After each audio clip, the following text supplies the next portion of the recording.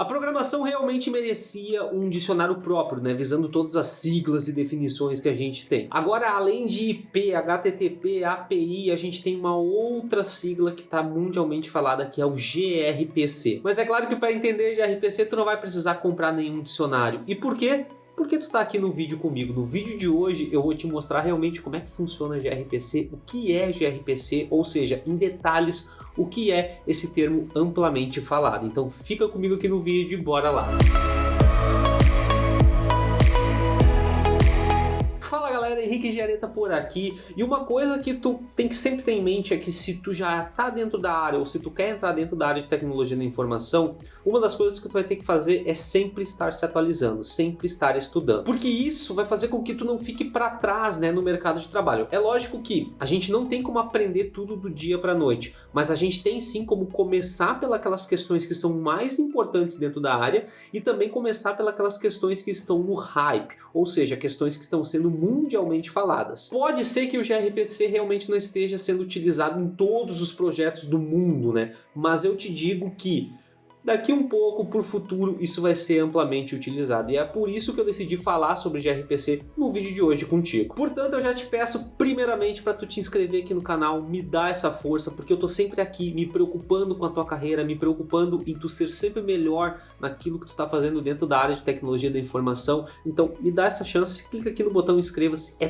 totalmente gratuito e eu tenho certeza que tu não vai te arrepender. Vamos lá então, galera, vamos falar um pouco sobre a origem, né, do gRPC. O gRPC ele foi lançado em 2015 pela Google, mas o termo RPC já existia muito antes, né? Até onde a gente sabe, já existia desde 1981, que foi descrito pelo engenheiro da Xerox PARC, Bruce J. Nilsson. Naquela época, galera, era utilizado muito para fazer comunicações em dois processos, né? Entre dois processos dentro do sistema operacional. E até hoje é utilizado para isso, né? E essa sigla RPC, né? Ou RPC, né? Como chamam lá nos Estados Unidos, é a sigla para Remote Procedure Call, ou chamada de processamento remoto em português. E nada mais é do que um padrão de comunicação que a gente tem, que é cliente-servidor, onde a gente pode utilizar isso para solicitar serviços que estão em outro servidor ou qualquer outra parte fora do teu computador. Tentando resumir tudo isso para que tu entenda bem, é uma forma de que o cliente dá o comando, o usuário dá o comando e ele tem que esperar o retorno deste comando para ele. E é válido lembrar também que dentro desse tipo de controle, né, dentro desse tipo de comunicação, a gente tem dois tipos distintos, né, que é o tipo síncrono e o tipo assíncrono. No primeiro caso, galera, que é o caso síncrono, o usuário dá o comando e ele precisa necessariamente esperar o retorno desses dados para que daí sim ele possa dar outro comando. Já no caso assíncrono, a gente vai usar basicamente duas Remote Procedure Call, né, dois RPCs ali, aonde a gente vai ter essa assincronidade, né, na questão de quando o usuário solicita, ele não precisa esperar o retorno desse dado para que ele possa fazer outra ação dentro da aplicação. Isso diminui muito o tempo de espera do usuário. Essa chamada dentro do sistema a gente chama de On-Way RPC, né, ou seja, é uma chamada de uma via só. Por isso que em 2015, né, quando foi lançado o gRPC, o Google também lançou um framework de comunicação utilizando esse padrão, aonde a principal melhoria, eu diria, né, o principal upgrade que teve foi realmente essa velocidade, né, no tempo de resposta entre cliente e servidor. E tu não precisa te apavorar, por exemplo, se tu pensar que foi o Google que fez isso, né, o Google que desenvolveu. A gente sabe, né, por largas escalas que o Google hoje domina, né, toda essa questão de comunicação. Então, os principais produtos que a gente tem, as principais formas que a gente tem hoje dentro da tecnologia da informação, muitas vezes são lançadas primeiramente pela Google, né? Então isso aí não é nenhum mistério para ninguém, então por isso que em 2015 o Google já partiu na frente e melhorou isso, né? Tentou modificar isso para que ficasse mais fácil, né, para o usuário final. Só que a gente tem que se atentar a um pequeno detalhe aqui, né?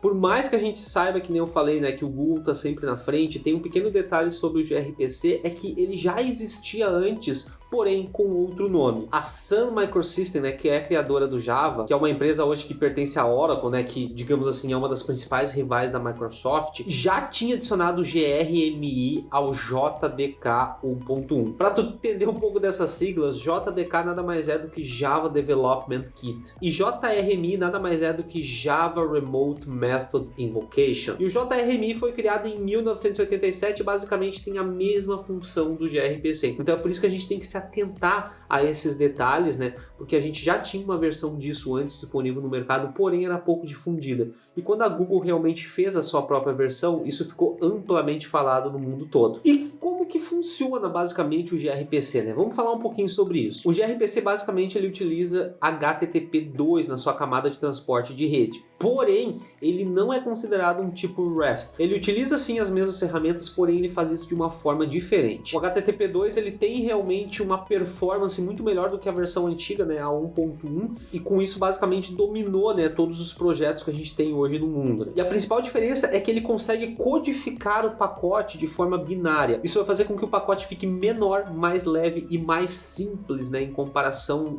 a uma camada de texto, por exemplo. E para codificar esse texto, né, ele utiliza o protobuf, né, que é uma outra invenção do Google, né, que é referente ao protocol buffers. E a finalidade disso é realmente facilitar a comunicação entre microserviços, né, fazer com que a gente tenha uma boa relação entre pedido e resposta, fazer com que esses dados cheguem até o usuário final em um menor tempo possível. E cada tipo de dado com protobuf pode ser chamado de mensagem, né? E a principal diferença é que ao invés da gente ter que usar caracteres para tentar se comunicar, muitas vezes caracteres especiais como asterisco, colchetes, aspas, a gente utiliza somente números. E isso vai envolver os dois lados, tá, galera? Vai envolver tanto cliente quanto servidor, aonde cliente e servidor vão ter que ter o mesmo arquivo protobuf para que faça essa comunicação. Ou seja, esse arquivo tem que ser exatamente na mesma versão, senão a gente vai ter uma falha de comunicação. Porque quando a gente lê isso através do gRPC, a gente vai saber exatamente qual é o tipo de comunicação, qual é o tipo de notificação, qual é o tipo de mensagem que a gente vai ter que processar. Porque, volto a dizer, a comunicação é feita com base nesse documento. E depois o gRPC ele vai simplesmente processar esse documento. Por isso eu volto a dizer que esses dois documentos tem que haver uma coesão entre eles. Mas daí tu pode me perguntar, tá, Henrique, mas essa base de conversão que ele faz, isso aí vem da onde? É de mágica? Eu te digo que não, isso aí daí vem do teu trabalho como programador, do teu trabalho de como tu estás desenvolvendo a tua API. Porque tudo isso vai entrar daí na questão que a gente tem do CRUD, né, que é o Create, Read, Update and Delete.